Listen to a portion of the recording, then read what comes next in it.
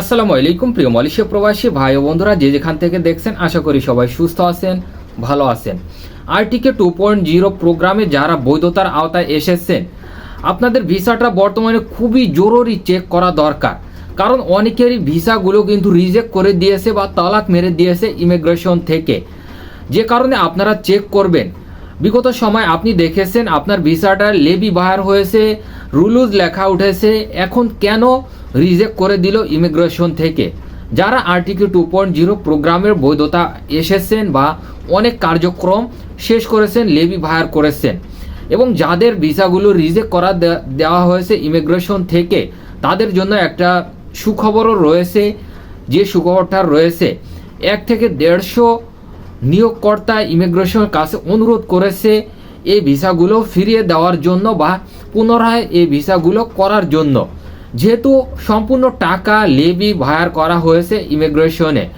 এখন কেন রিজেক্ট করে দেওয়া হয়েছে, এবং আপনারা বিগত সময় দেখেছেন যে ইমিগ্রেশন থেকে একটা নির্দিষ্ট সময় বেঁধে দেওয়া হয়েছিল, এই তারিখের ভিতরে লেবি ভায়ার করতে হবে এবং পাসপোর্ট জমা দিতে হবে, এবং 30শে জুন এর ভিতরে ভিসা প্রিন্ট সম্পূর্ণ ক্লিয়ার হয়ে যাবে। স্ক্রিনে আপনি দেখতে পারতেছেন।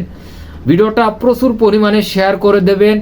বর্তমানে যেসব প্রবাসী ভাইয়েরা আরটিকে 2.0 প্রোগ্রামে বৈধতার আওতায় এসেছে, তাদের ভিসাগুলো খুবই জরুরি চেক করা দরকার ইমিগ্রেশন ওয়েবসাইটে, এবং আপনি চেক করে দেখতে পারবেন আপনার ভিসাটা তলাক দেওয়া হয়েছে কিনা বা রিজেক্ট করে দেওয়া হয়েছে কিনা।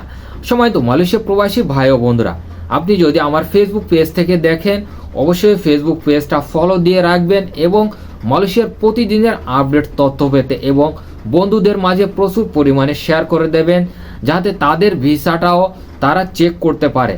এবং পাশাপাশি ইউটিউব চ্যানেল থেকে যদি দেখেন, অবশ্যই ইউটিউব চ্যানেলটা সাবস্ক্রাইব করে রাখবেন এবং প্রচুর পরিমাণে শেয়ার করে দেবেন। আপনার একটা শেয়ারের কারণে অন্য একটা প্রবাসী ভাই উপকৃত হতে পারে বা তার এই আপডেট সংবাদটা যেন সে দেখতে পারে। সময় তো মালয়েশিয়া প্রবাসী ভাই ও বন্ধুরা, আপনারা ইতিমধ্যে জেনেছেন বা অনেকেই দেখেছেন ইমিগ্রেশন ওয়েবসাইটে 30শে জুন এর পরে যাদের ভিসাটা প্রিন্ট হয়নি এবং সেই ভিসাগুলো কিন্তু রিজেক্ট করে দেওয়া হয়েছে ইমিগ্রেশন থেকে। আপনি যদি ইমিগ্রেশন ওয়েবসাইটে দেখেন বা আপনার ভিসাটা চেক করেন, তাহলে আপনি দেখতে পারবেন অনেকেরই ভিসা কিন্তু রিজেক্ট করে দেওয়া হয়েছে বা তলাক মেরে দেওয়া হয়েছে। যে কারণে তলাক মারা হয়েছে বা ইমিগ্রেশন থেকে তলাক দিয়েছে, সেটা হচ্ছে যে আপনারা ইমিগ্রেশনের ওয়েবসাইট থেকে একটা আপডেট তথ্য দেখেছিলেন, যে তথ্যতে ছিল 3 জুন ইমিগ্রেশনের সম্পূর্ণ পাসপোর্টগুলো জমা দেওয়া লাগবে আরটিকে 2.0 প্রোগ্রামে যারা বৈধতার আওতায় আসবেন বা ফিঙ্গারপ্রিন্ট করেছেন, এবং 21শে জুন এর ভিতরে কিন্তু আপনার লেবিটা ভায়ার করতে হবে সম্পূর্ণভাবে, এবং 30শে জুন আপনার ভিসাটা সম্পূর্ণ প্রিন্ট হয়ে যাবে, এবং 30শে জুন এর পরে আর কোনো ভিসা প্রিন্ট হবে না। ইমিগ্রেশন থেকে কিন্তু তাদের কথাটা রেখেছে, এবং 30শে জুনের পরে যে ভিসাগুলো প্রসেসিংয়ে ছিল সেগুলো কিন্তু আপনার রিজেক্ট হয়ে গিয়েছে বা তলাক হয়ে গিয়েছে অটোমেটিক।